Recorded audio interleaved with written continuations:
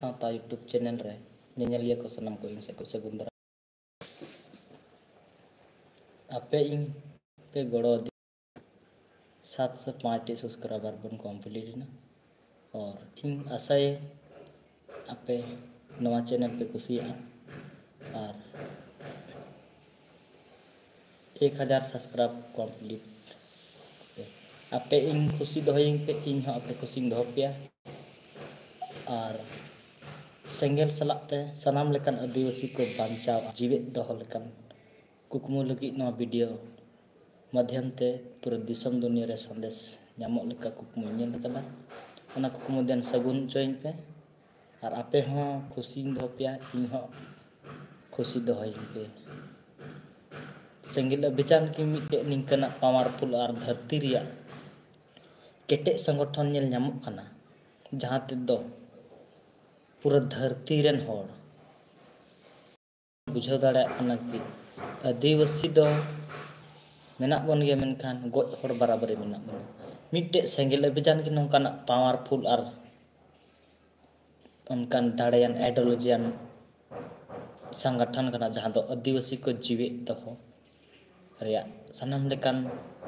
कुकमुई ñelदा और सगुन अचोय लगे लेताड़ गे आंदोड़ जिगी तहन कना सालखान मुर्मू देन बन सपोर्टया बन गड़ोया जुदी जीवे तहन सनाय बना मेनका दिल दाड़े और हड़मो दाड़े सलाते कौड़ी ते गड़ो बन एमायमा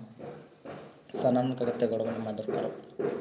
आदिवासी सेंगेल अभियान गे मिटे निंकन पावरफुल पार्टी मा अडिगान को मेना को ना मेनखान उनको दो सनाम गोगोज पार्टी लगा को ñel ñamok kana चेत हो आदिवासी लगी नीन मारंग कथा हम बाको रोड़तान आदिवासी की मुख्यमंत्री आदिवासी की सनाम लेकाना एंते रहो आदिवासी की तायनम ओनाते इंदि मेना देन बन जुमिदो और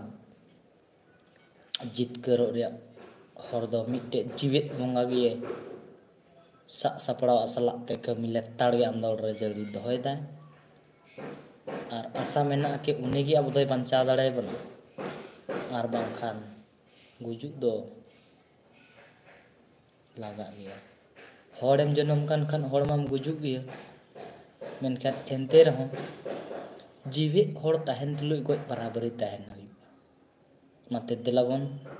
जपित तीर दा लबन तहन मा एबेना अबन और सनम लेकान जुड़ू हताव लगी देन सेंगेल अभियान की बन गड़ोया एटा पार्टी मेना को मेनका को दो सनाम लूट झूठ और भ्रष्टाचार कमी सलाते उनको तो टका अर्जाव रे एजेंडा सलाते उनका मेना को और निंके बड़ा कते गे सनाम लेकान जोहार आपेया आशा ताहे कना आशा इन इमे पे इनके बोले 1K सब्सक्राइबर कंप्लीट का पे जेमन सनाम लेकाना कुकमु और इन्या उद्देश्य पे ñel का गया जहां दो लोगो रे मेना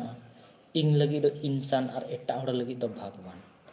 नवा कुकमु ñel ता थाना इन लगी दो इंसान और एटा हड़ लगी दो भगवान मेरे लिए इंसान दूसरों के लिए भगवान इनकना कुकमु ñel का तेला आपेगी इन्या कुकमु पे सगुन दाड़ा ओनाते उसरा से मेनेया 1K सब्सक्राइबर पे कंप्लीट लेखान अडी बेस को किया जोहार